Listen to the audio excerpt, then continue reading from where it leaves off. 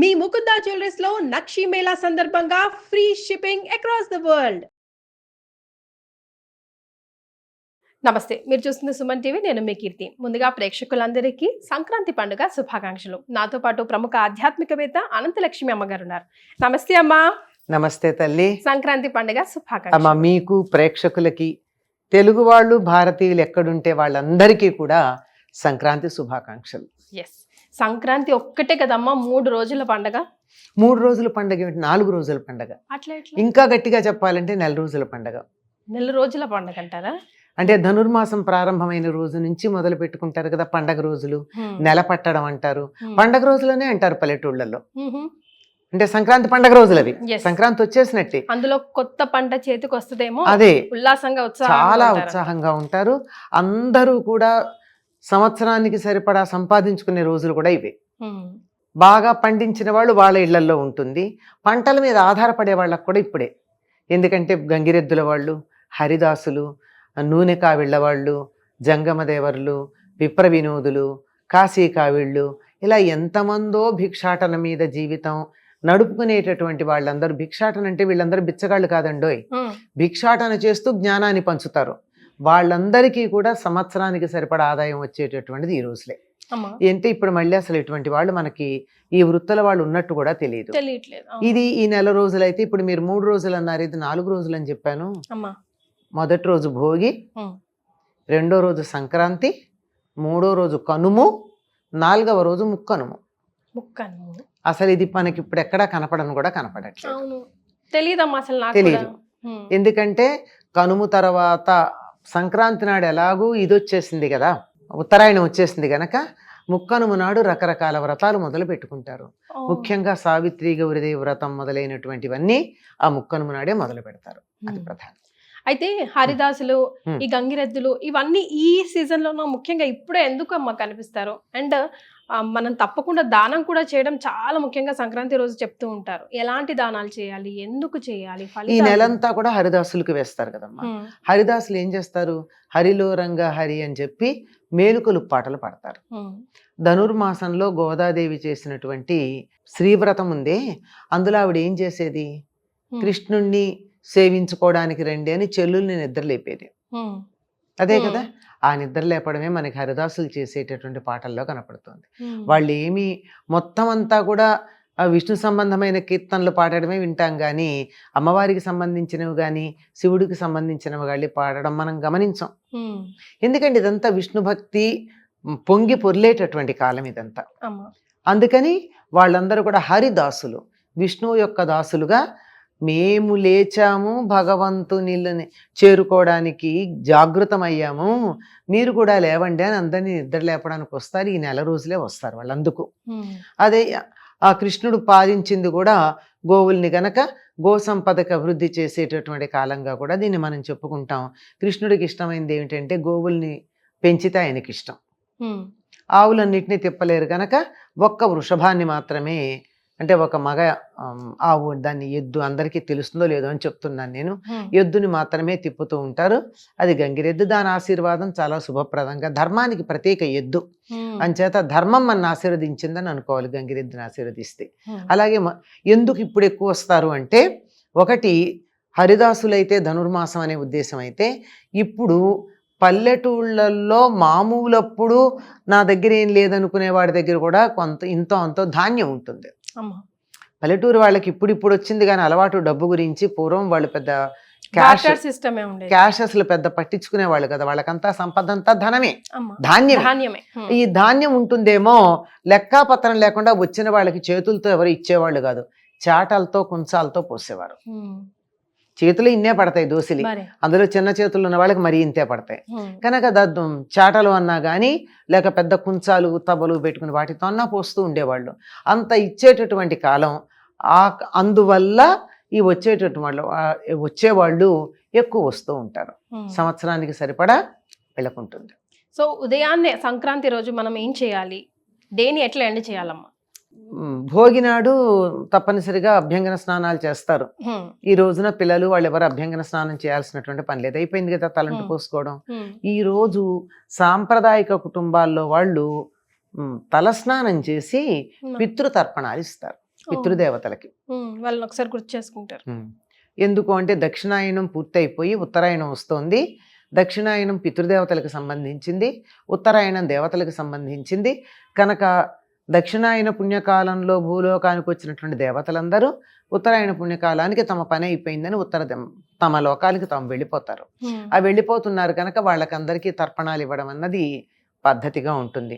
అందుకే చాలా మంది ఆ రోజు దానాలు కూడా చేస్తారు. ఎందుకంటే పితృదేవతలకు తృప్తి కోసం అని చెప్పి. కూష్మాండ దానం సాధారణంగా చేస్తారు. కూష్మాండం అంటే గుమ్మడి పండు. గుమ్మడి పండు అంటే బూడిద గుమ్మడి కాదమ్మా, మామూలు మంచి పండు, మంచి గుమ్మడి. ఎందుకంటే భూమి ఆ ఆకారంలో ఉంటుంది. మనకి పైకి కనపడేది గుండ్రగా కలిసినట్టున్నా దాన్ని భాగాలుగా చేస్తే 27 భాగాలుగా వస్తుంది. అవే మనకి నక్షత్రాలుగా చెప్తూ ఉంటారు, పర్వాలు అంటూ ఉంటారు. గీతలు ఉంటాయి, మన గీతలు మనం గీసుకుంటే ఉంటాయి, లేకపోతే లేదు, కానీ మామూలుగా అయితే అట్లా ఉంటుంది అని. అటువంటి దాన్ని ఒక గుమ్మడి పండు దానం ఇచ్చినట్టయితే భూమండలం దానం ఇచ్చినంత ఫలితం ఉంటుంది అంటారు. మరి ఇప్పుడే ఎందుకు ఇంత ప్రధానం అంటే భోగి నాడు భూలోకానికి వస్తాడు బలిచక్రవర్తి. భోగి అంటే భోగము అంటే పడగ, భోగి అంటే పడగ కలిగింది. పడగ కలిగింది ఏమిటి? పాము. ఆయన భూలోకం, పాతాళ లోకం నుంచి నాగలోకం అక్కడ కదా ఉండేది, అక్కడి నుంచి వస్తాడు ఆయన రోజు బలిచక్రవర్తి. 3 రోజులు ఉంటాడు. అందుకని తప్పనిసరిగా వీలైనంత దానాలు చేయాలి. ఆయన చేసిన దానం ఏమిటి? విష్ణుమూర్తికి మొత్తం భూమండలం అంతా ఇచ్చేశాడు. అందుకని అంతటి దానం ప్రధానంగా ఉంటుంది.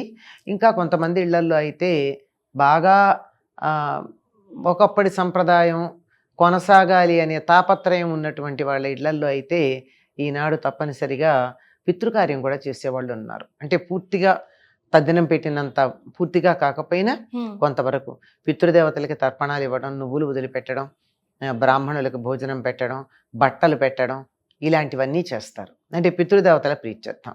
మళ్ళీ 6 నెలల దాకా పాపం వాళ్ళు ఇటు రావడం ఉండదు, వాళ్ళకి సంబంధించిన సమయం కాదు గనక పితృదేవతల అనుగ్రహం లేకపోయినట్టయితే సంతానం కలగడం కానీ, కలిగిన సంతానం ఆనందంగా ఉండడం కానీ, మనకి సుఖ సంతోషాలు సౌభాగ్యాలు ఉండడం కానీ కుదరదు.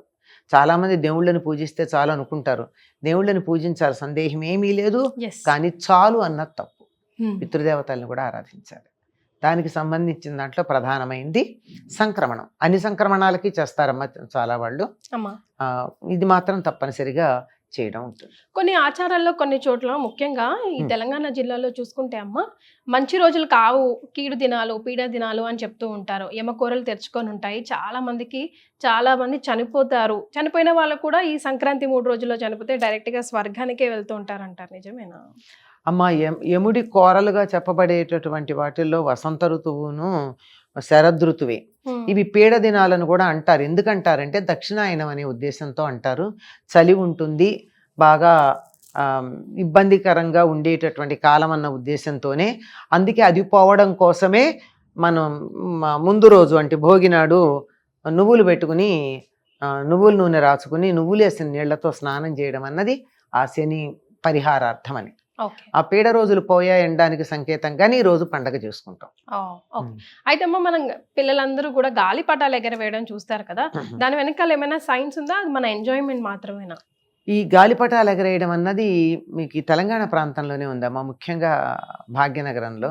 ఇక్కడ ఒక ప్రత్యేకం ప్రదేశం ఉంది, నేను పేరు మర్చిపోయాను కానీ, అక్కడికి వెళ్ళి కానీ గాలిపటం ఎగరేస్తే ఆ గాలిపటం ఎట్లా వెడుతుందో దాన్ని బట్టి ఈ సంవత్సరం ఋతుపవనాలు ఎట్లా ఉంటాయో లెక్క కడతారట వాళ్ళు.